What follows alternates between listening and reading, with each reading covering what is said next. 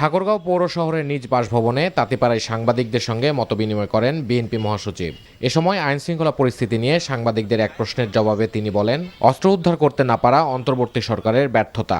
কথা বলেন দীর্ঘদিনের প্রাপ্য পানির হিস্যা নিয়েও। এটা সরকারের একটা ব্যর্থতাই বলবো যে তারা অস্ত্র উদ্ধার করতে পারেনি এবং এখন পর্যন্ত আইনশৃঙ্খলা পরিস্থিতি সেই রকম একটা উন্নত হয়েছে বলে আমার কাছে মনে হয় না। আমাদের কমিটমেন্ট আছে, আমরা তিস্তা, পদ্মা এবং অভিন্ন নদী যতগুলো আছে সেগুলো সবগুলোর ব্যাপারেই আমরা ভারতের সঙ্গে আমরা এনগেজ করব এবং তাদের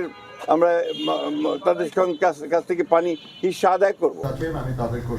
আর রাজধানী চিনমৈত্রী সম্মেলন কেন্দ্রে জাতীয় নির্বাচনকে সামনে রেখে শ্রমিকের অধিকার নিশ্চিতকরণ, বৈষম্য দূর করা, ন্যায্য মজুরি প্রদানের লক্ষ্যে শ্রমিক অধিকার জাতীয় অ্যাডভোকেসি অ্যালায়েন্সের আয়োজনে এই সেমিনারে যোগ দেন বিভিন্ন রাজনৈতিক দলের প্রতিনিধি ও শ্রমিক সংগঠনের নেতারা।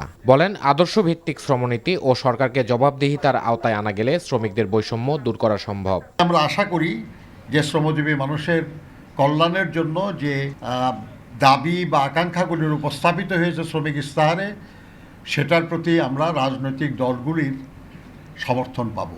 কেউ হয়তো এটা বাস্তবায়নের দায়িত্ব পাবেন, কেউ হয়তো সেই বাস্তবায়নে সহযোগিতা কিংবা চাপ সৃষ্টির অধিকার পাবেন।